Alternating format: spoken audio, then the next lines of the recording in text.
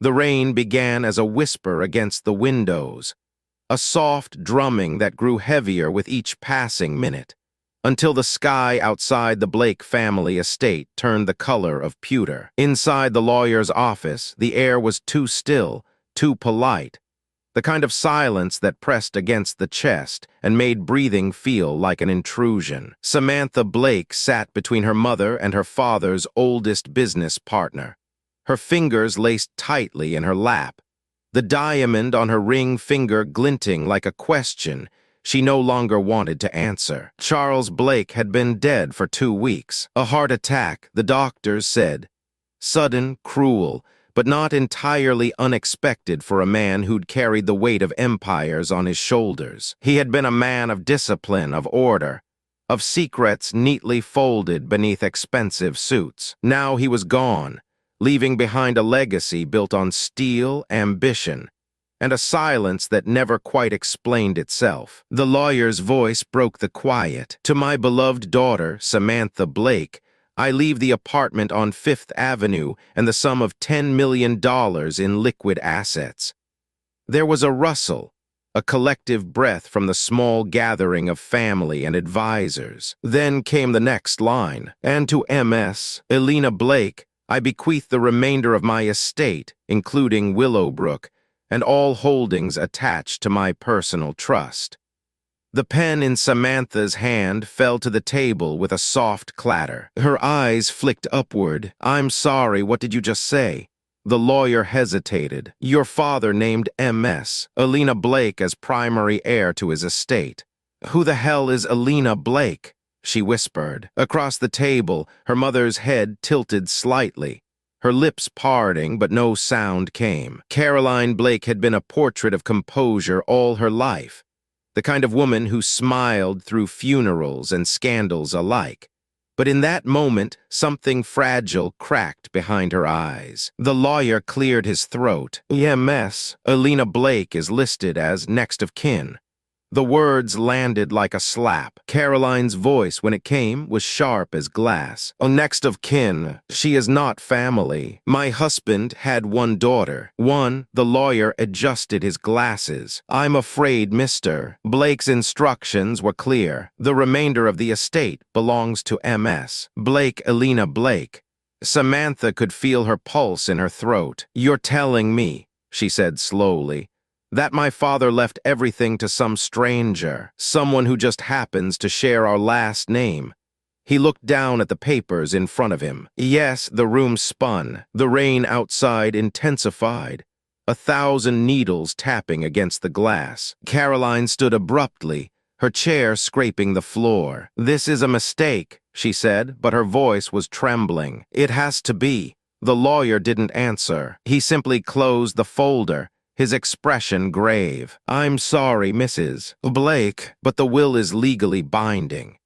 When Samantha finally looked at her mother, she saw something there that unsettled her more than anger, recognition. Caroline knew the name, and that terrified her. They left in silence, the storm following them out into the gray city streets. The road to Willowbrook wound through miles of pine and mist, the kind of countryside that felt haunted even in daylight. Samantha drove alone, the hum of the engine drowned by the sound of her thoughts. She hadn't planned to return here so soon. Willowbrook had been her childhood home, the place of piano lessons and birthday parties, and the quiet decay of her parents' marriage. After her father's death, she'd promised herself she wouldn't come back unless absolutely necessary. But now, the house that once held her entire world had become the scene of her father's final deception. The butler, Mr. Harris, met her at the door, his face lined with worry. He had served the Blakes for 40 years and had always looked at Samantha as though she were still a child with ribbons in her hair. Miss Blake, he said softly, there's something you should see. He led her to the study. The room smelled of leather and oak, and faint traces of her father's cologne. On the desk lay a single envelope with her name written in his familiar, precise handwriting. She tore it open. My dearest Sam, if you're reading this, I'm gone. There's a truth I should have told you long ago, but I feared what it would do to you. and to your mother. Elena is your sister. I failed both of you by hiding her, and I can't make it right now, except by giving her what I never gave her in life. Acknowledgement. Don't hate her for existing. The fault is mine alone. Dad Samantha stood there, her hands trembling. The rain hammered harder against the windows, the thunder rolling across the hills. Sister, the word echoed through her, like a wound reopening. All at once, the memories came rushing back.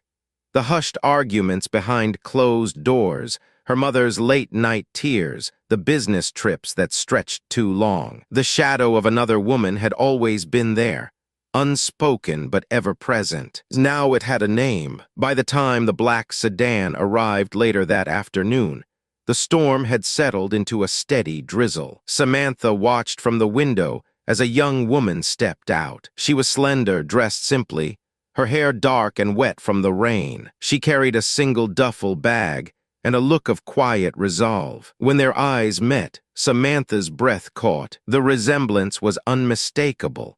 The same shape of jaw, the same gray-blue eyes that mirrored their father's. She opened the door without speaking. "You must be Samantha," the woman said softly. "And you're Elena," Samantha replied. Elena nodded. "Thank you for letting me come."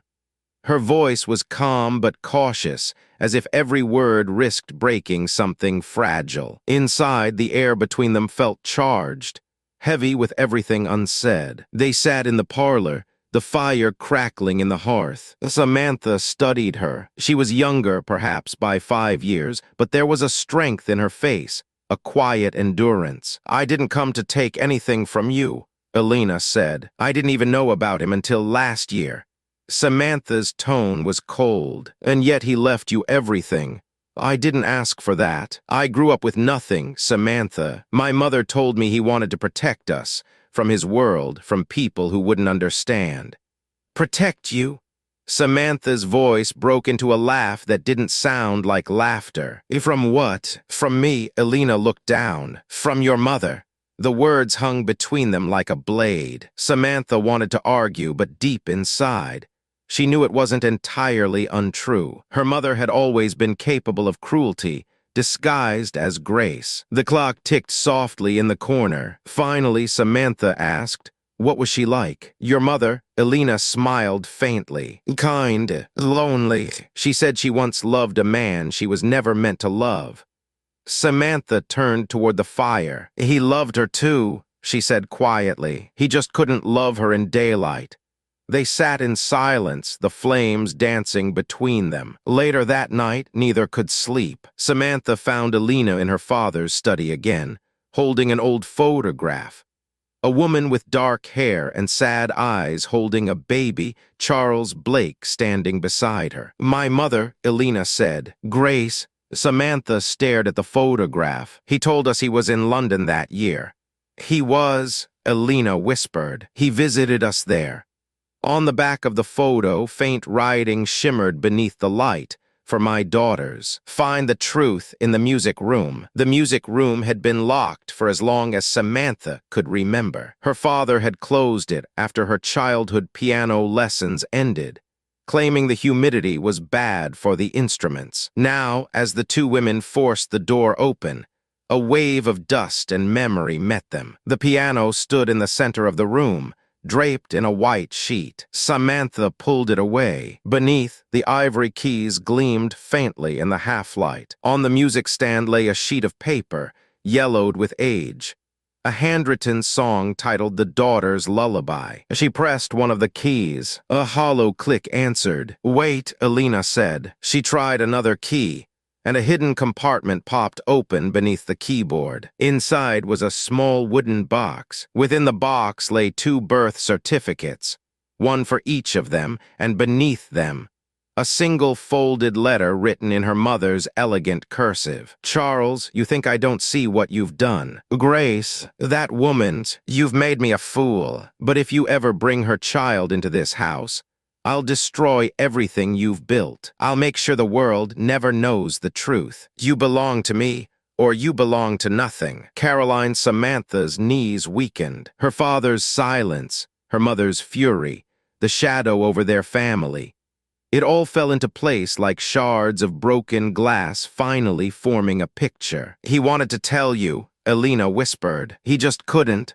Samantha turned to her, her voice shaking. "And she, your mother, she didn't hate him." "No," Elena said softly. "She forgave him long before he deserved it." Samantha looked at her sister, and for the first time she saw not a stranger or an intruder, but a reflection of everything she had lost. When the fire began hours later, it started small, just a flicker in the study. By the time the alarm sounded, smoke was curling up the staircase. The fire department would later call it an accident, faulty wiring. But Samantha never believed that. Outside, coughing and gasping in the rain, Elena clutched something to her chest. A half-burned letter she had pulled from the safe. "It's from your mother," she said, her voice hoarse. Samantha took it carefully. The edges were blackened, but a few lines were legible. "I tried to protect what was mine, but know this, Samantha.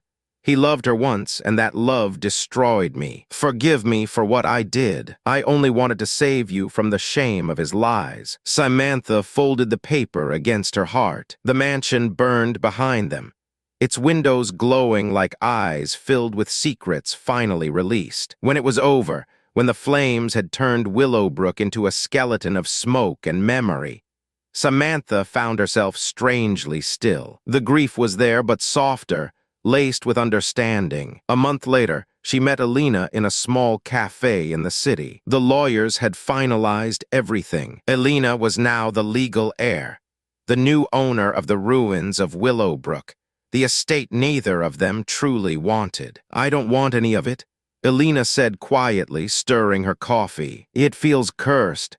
Samantha smiled faintly. "Maybe it was, but it's still ours." Elena looked up. "He tried to make it right, didn't he?"